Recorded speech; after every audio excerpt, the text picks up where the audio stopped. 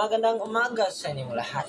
Ako pala si Drake Nestor Ibasaka at ang aking ikalawang membro kay si Asel o Arias. But due to technical difficulties with the recording, we can't seem to record this audio, so ako na lang magre-report para sa inyo.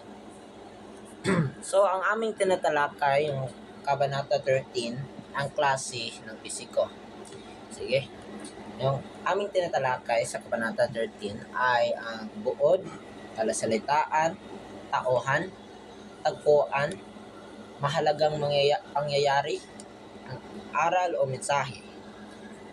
Sa buod, ang kabanatang ito ay naglalarawan ng isang klase ng pisika sa paaralan kung saan nagtuturo si Padre Million. Ang silid-aralan ay isang maluwang na paribhaba.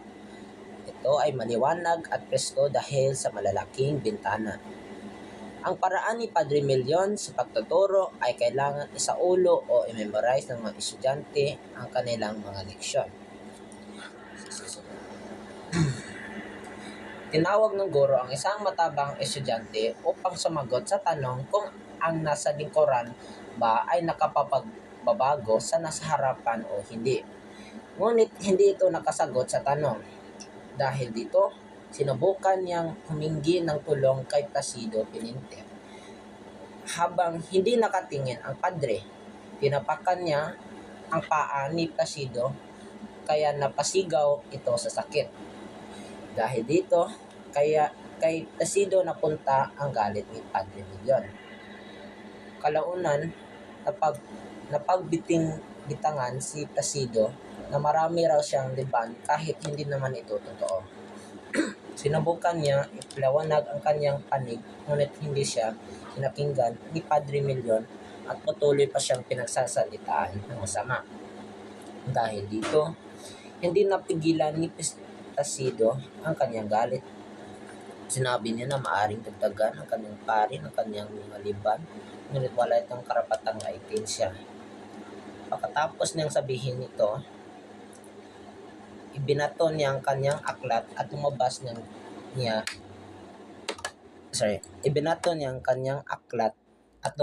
ng silid-aralan nang walang paaalam.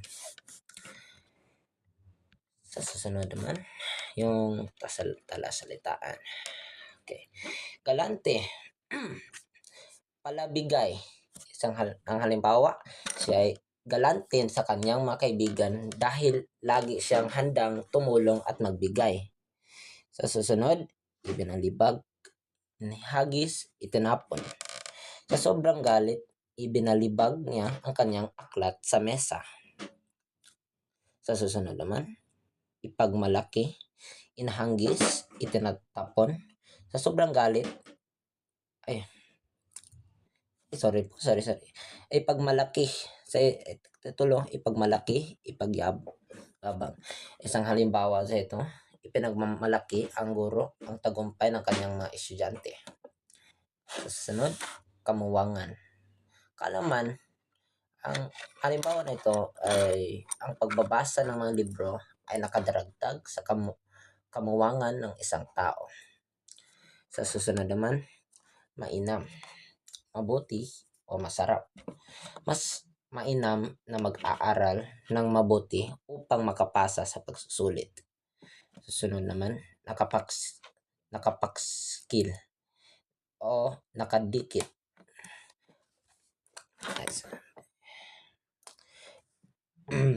May nakapaksil na paala sa pader ng silid-aralan.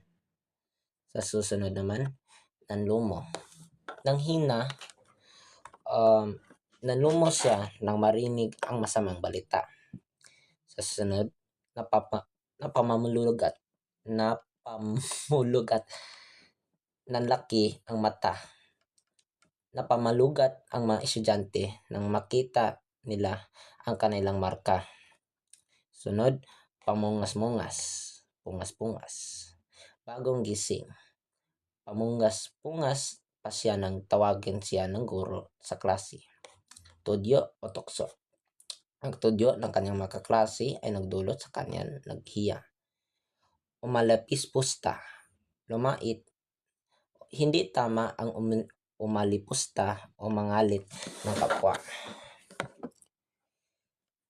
Sa susunod, itanalakay natin ang matakuan sa merong na-skip pala. Sa una, si Padre Million. Ang kanyang wika, nagtatanong siya ng mahihirap at komplikadong tanong sa mga mag-aaral. Isip, naniniwala siya ng pagsasaulo at filosopikal na paliwanag ng tamang paraan ng pagtuturo. Kanyang epekto sa iba, natatakot at nililito ang mga mag-aaral sa kanyang kaklase. Ang kilos, nagbibigay siya ng marka batay sa pagsasaulo at pinagalitan ang mga estudyante kapag mali ang sagot. Kasunod, si Placido Pinente. Kanyang wika, ipinatanggol niya ang sarili tungkol sa maling bilang ng kanyang libon. Isip, naiinis siya sa hindi makatarungan sistema ng pagtuturo. Epekto sa iba, nagulat ang klase nang magalit siya at umalis sa silid-aralan. Kilos, ibinalibag niya ang kanyang aklat at lumabas ng klase. Itsura, isang tahimik at seryosong mag-aaral. Sa susunod naman si Juanito Pelaez. Kanyang wika, sinubukan niyang sagutin ang tanong ng guro at diktahan ng kaklase. Isip, nais niyang makasagot upang makaiwas sa kaparusahan ng guro.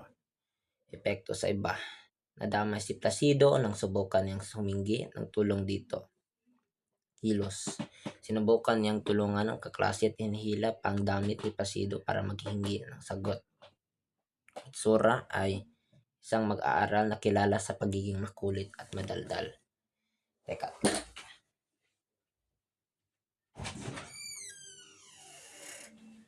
Sige. Sa susunod naman, at sa uli, sa tohon, ang matabang mag-aaral. Kanyang wika sa kwento, sumagot siya sa tanong ng guro, ngunit hindi niya ito nakuha ng tama. Ang kanyang isip, mukhang inaantok at hindi handa sa aralin. Epekto sa iba, naging simula siya ng mahirap ng pagtatanong na sa klase. Kilos, nagkikab siya at napansin ng guro kaya siya tinawag. Itsura, matabang mag-aaral na mukhang inaantok sa klase.